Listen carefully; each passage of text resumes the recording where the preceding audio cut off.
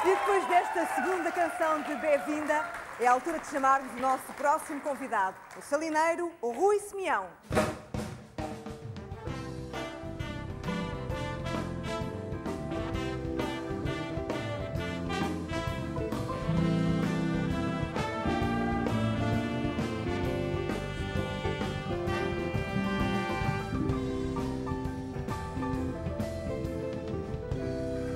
Muito boa tarde e muito bem-vindo ao Domingo a Domingo. Eu sei que tem um negócio de salinas. Há quanto tempo é que tem esse negócio? É um negócio que já vinha do meu bisavô e que os meus avós herdaram e que se tem continuado em família e que agora é só meu. É só seu? Aquele pequeno. Eu sei que a estação de sal também normalmente é feita quando há um clima mais seco, é verdade? É durante o verão. Durante o verão. E o que é que fazem durante o inverno? Durante o inverno, na primavera mais precisamente, trata-se da limpeza e arranjo das salinas. No verão trata-se da extração e da colheita do sal. E durante o outono e inverno procede-se à comercialização. Portanto há sempre um trabalho a fazer. Há sempre um trabalho Quando a fazer. chove, ficam desesperados. Depende. Neste momento, a partir de terça, quarta-feira, já tenho tudo arrumado, já pode chover, já não me faz diferença. Já não faz mal. Para mim, já está controlado. Está controlado, mas tem sido à custa de 4 meses. Tem sido ótimo para si, tem sido ótimo. Para mim e para todos os produtores, felizmente. Mas também tem sido um trabalho árduo durante 4 meses em que não há sábados nem domingos, das 7 da manhã às 8 da noite. A natureza não tem fim de semana? Não. Pois não. Quem tem bens ao luar deste tipo não pode estar à espera de milagres. Rui, diga-me uma coisa. Há vários tipos de sal, mas sim. o melhor sal é a flor do sal. É assim, há vários tipos de sal, começamos logo pela natureza da sua extração ou da sua produção. Se for sal-gema, é extraído de minas, tanto em forma sólida como em forma líquida, que depois é recristalizado por processos físicos artificiais. Em forma líquida? Em forma líquida, em forma de salmouras, como por exemplo em Rio Maior, na Figueira da Foz, também há uma salina que recristaliza sal-gema extraído na zona de... Não recordo. As suas salinas são em Tavira, de qualquer Sim, forma. as minhas são em Tavira e procedo à evaporação da água do mar para ficar com o produto final, que é o sal marinho, que contém 70 ou 80%. E que é nessas suas salinas que se encontra a famosa flor do sal. Exatamente. Numas das 500 que se encontram. Como é que se extrai a flor do sal? Para quem não sabe. E o que é a flor do sal? Vamos lá ver. A flor do sal é um nome comercial, porque o verdadeiro nome daquele tipo de produto é o coalho. Porque é aquilo que coalha primeiro na salina quando se começa a formar o sal. Portanto, é a primeira camada de sal. É que flutua na água. Flutua na água. Poderá ser a primeira no fundo, se houver vento, que já não é flor de sal, já não é coalho, mas sim sal cristalizado no fundo, que é o sal normal que nós já não é chamamos de sal tão de cozinha.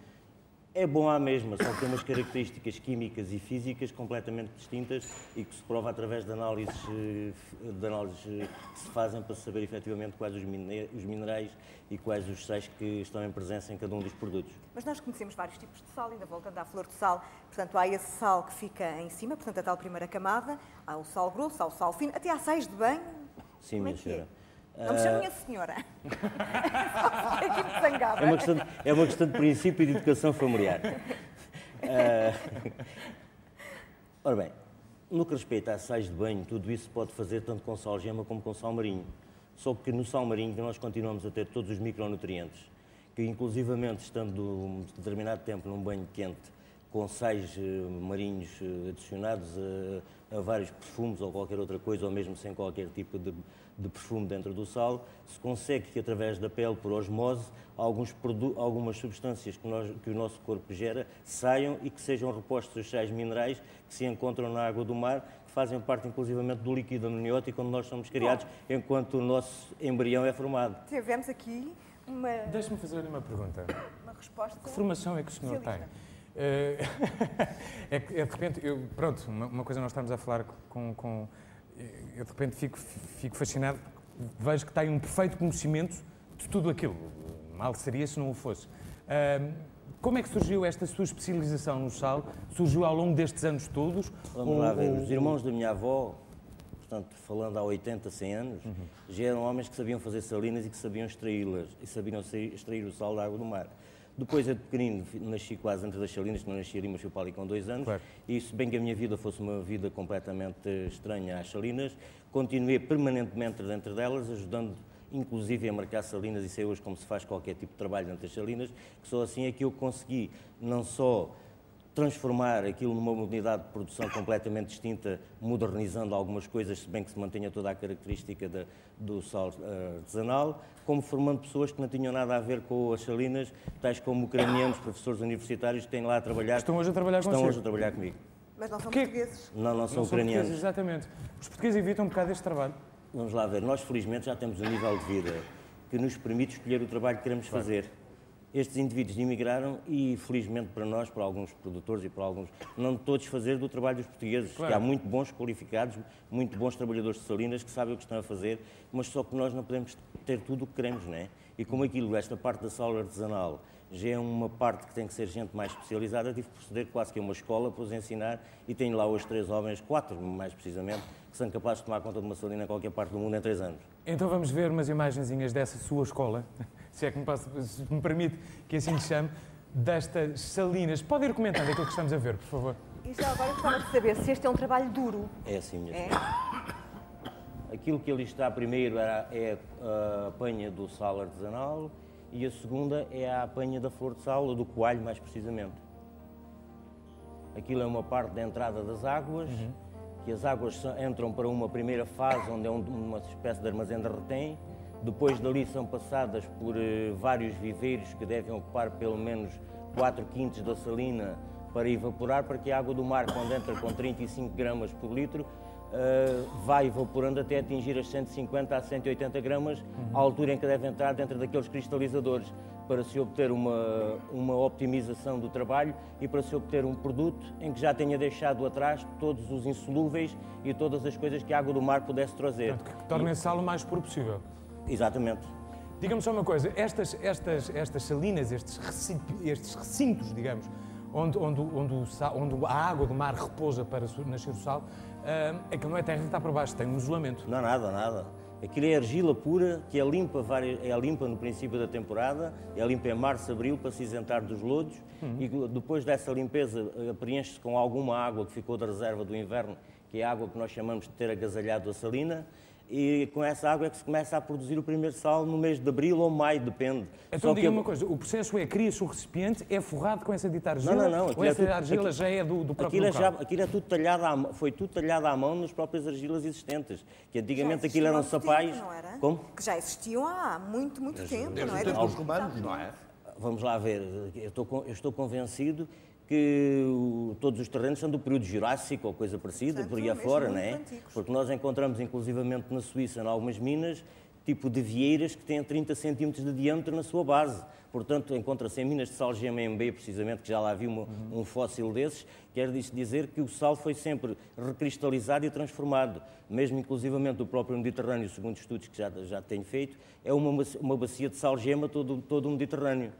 Bacia de sal-gema essa que umas vezes vem a aflorar o cimo da terra, como é o caso dali de Barcelona, outras vezes mantém-se a uma profundidade de centenas de metros, onde ele é extraído na zona de Nancy, ou B, ou em Lunéville. Todas essas zonas são zonas, inclusivamente na fronteira da Alemanha e na Polónia, são zonas onde umas minas têm acesso, em que se extrai, como é o Lolé, em que é extraído diretamente o minério na própria parede da mina, e outra, como não há a hipótese de acesso, injeta-se água, derrete-se o sal e tira-se em forma de salmoura. Só que nessas condições já o sal traz à volta de 150 a 200 gramas de sal por litro de água, é já uma salmoura perfeita que é só recristalizar.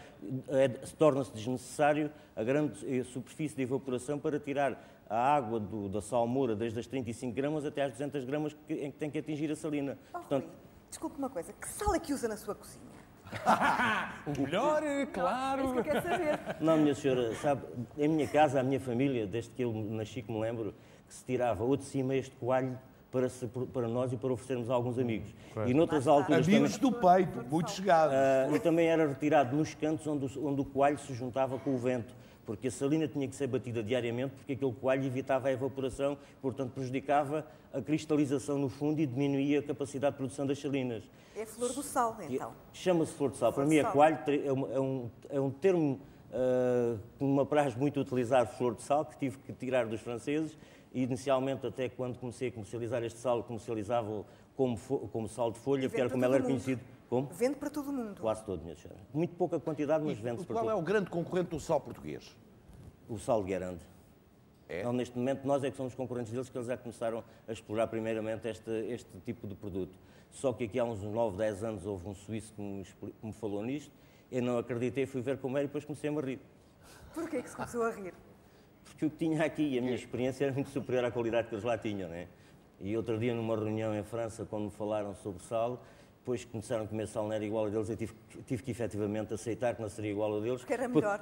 Porque, por exemplo, em matéria de chumbo, o meu tem 10% do que eles apresentam, de insolúveis talvez 5% ou coisa parecida, e todas muitas outras coisas que nós temos umas condições naturais muito excepcionais para este tipo de produto. Inclusivamente quem fez o caderno de normas da Natura e Progresso foi um senhor que é o Sylvain Leduc, na zona de Guérande, que esteve aqui na minha casa durante uma semana e que no outro dia estava abismado com o tipo de trabalho e de produção, foi completamente extasiado para a França. Só para terminar, vive sozinho nas Salinas? Sim, minha senhora, tem lá operários que vivem ao lado, colaboradores, mas vive sozinho, que eu sou um homem solitário. E É um homem. parece que o Rui Simeão, às vezes recebe as pessoas de caçadeira em punho. Se fizer falta, porque não? Roubam-lhe sério? muito sal. Roubam-lhe sal. Não, isso foi mais no tempo do 25 de Abril, em que havia determinados senhores que queriam ocupar coisas e quando cheirava a pólvora não chegavam à porta. Nessa altura, não. Hoje em dia a segurança de uma salina não é assim uma coisa por aí além. Não, é preciso cuidar, necessário. porque há indivíduos que vão vandalizar, porque sabe, aquilo é tudo um sistema muito difícil de equilíbrio de comportas. Há E umas delicado, diferenças não é? de É níveis delicado. de 2 centímetros, 3 centímetros de água. E se houver um pilante que nos tira uma comporta daquelas, no outro dia temos uma produção completamente destruída. Portanto, é preciso de noite, por vezes, às 2, 3 da manhã, andar paciente por ali para ver o que se passa, mas devidamente acompanhado. Rui, muito obrigada. Muito obrigado por estar connosco. Continuo mais um pouco, até porque vamos Bastante. ter aqui um convidado com histórias surpreendentes. Exatamente.